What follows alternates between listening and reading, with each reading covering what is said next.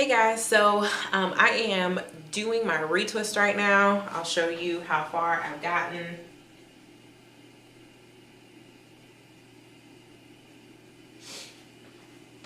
I have gotten pretty close to the end, and I typically don't ever show this part of my hair because it's just kind of busted, but I want to show y'all what it looks like because I think that when I come on and my retwist is fresh and everything, I think people have a misconception about what my hairline actually looks like. So I just want to be really honest with you so you guys know what I'm working with. So my hair is freshly washed and I am just spraying it with water around my hairline to prepare it so that I can start to put the flaxseed gel in it and retwist it.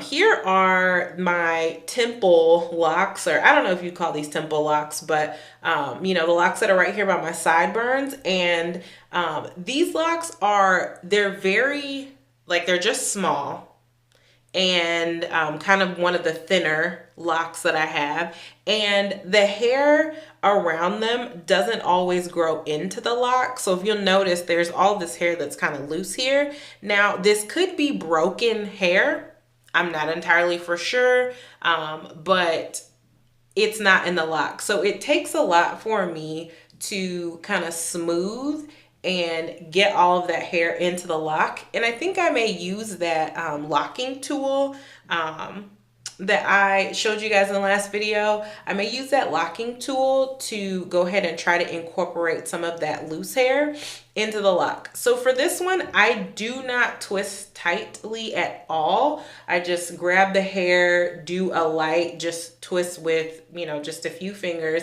and then I just put it into the clip, and I normally will kind of even loosen that a little bit so that it's not tight because I don't want to strain this lock at all. Here is, again, another very thin lock, and it has some hair here that has not been fully incorporated into the lock. And so what I'll do again is just kind of smooth that all together with my flaxseed gel. I don't use a lot, but I've got some on my fingers here, and I smooth it together, and then I twist it again very lightly just with the tips of my pointer and thumb fingers, and then kind of let it loose, clip it, and then make sure that it is not too tight in the clips. The real problem is all of this over here, and I will, when we get into it, I will show you. So this is the first problem here, is this lock right here. This was originally 2 lock extensions because the hair in this area just would not lock. So we added lock extensions, we added 2, and one of them fell out, and the other one I cut off because it was just, it looked really weird and it was really long, and I wasn't getting it maintained by a loctician, and so I just cut it out because it really didn't go with the rest of my hair. So I've got a lot of loose hair up here and a lot of hair that really doesn't go with one particular lock.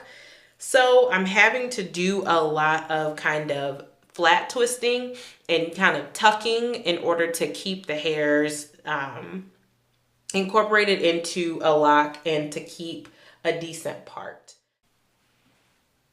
So that is that. And that is done. Now for the parts here, this one will be easy to retwist. This is not a problem. Actually, I can go ahead and just retwist it now. This is not an edge piece. It does have hair growing away from it, if you can see that. But again, I'm just retwisting the hair. It's when we get over here that is the issue. So if you notice, there is a large patch here of hair that has been broken off from braids and just doing different tight styles to my hair. This hair was broken prior to starting. We actually tried to gather this hair together and make a lock here, and it never took. Very similarly to this side where I had to just gather all that hair together, this had a very similar situation right here.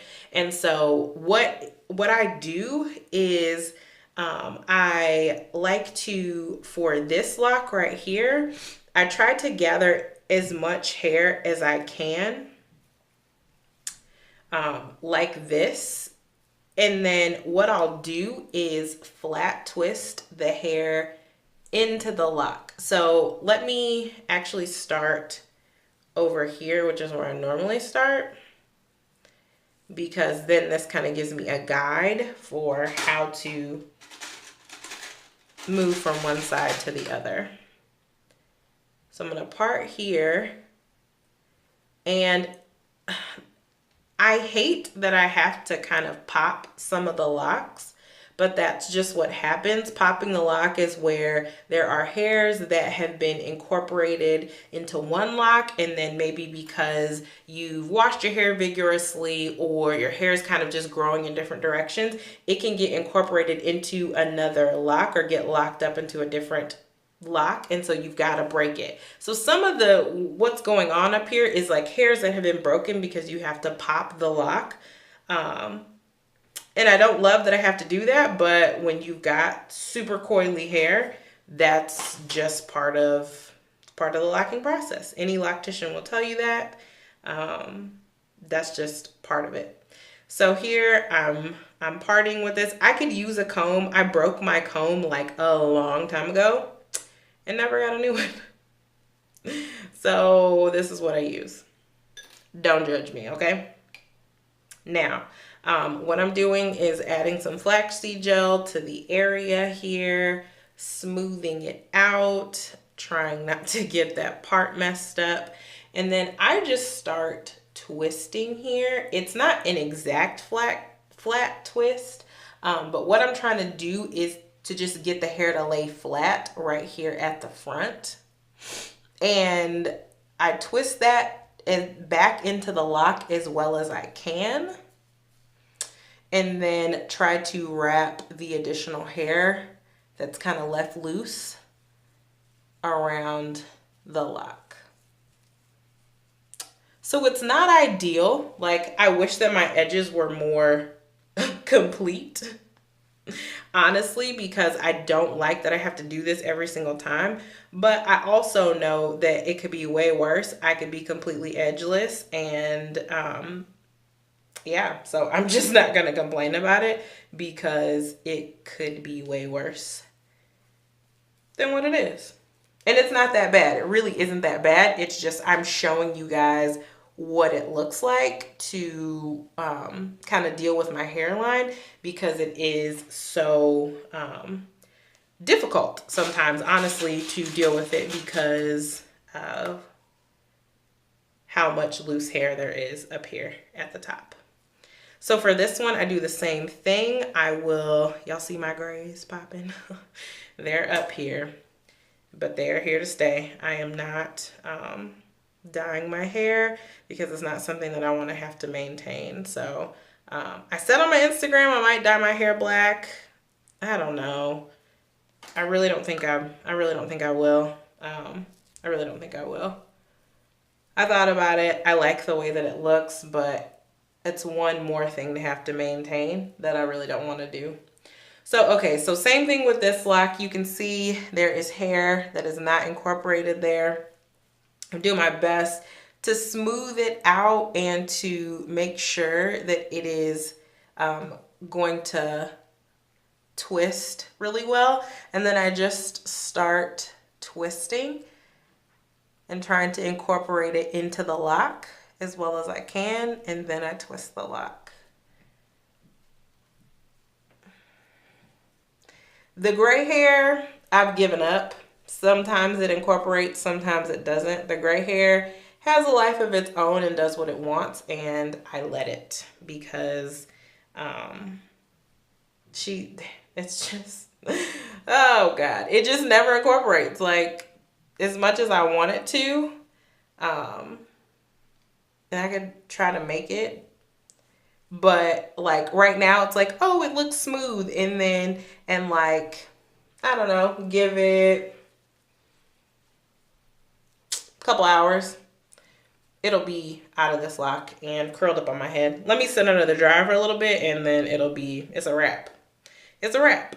So then you get to these top ones. These look good. There is a little bit of hair that's not connected there, but it's nothing like these edges here.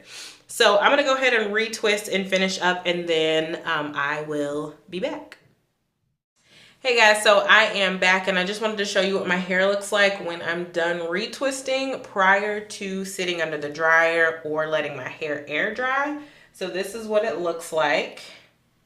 And you'll notice that it's not necessarily super smooth around here. I don't like lay my edges or anything, but what I do is normally put some type of satin scarf, headband, something that is a satin material that will kind of slick it back while I let my hair dry. So I normally will like spray it, put some oil, and then lay it down so that my hair has a chance to lay down in the front here.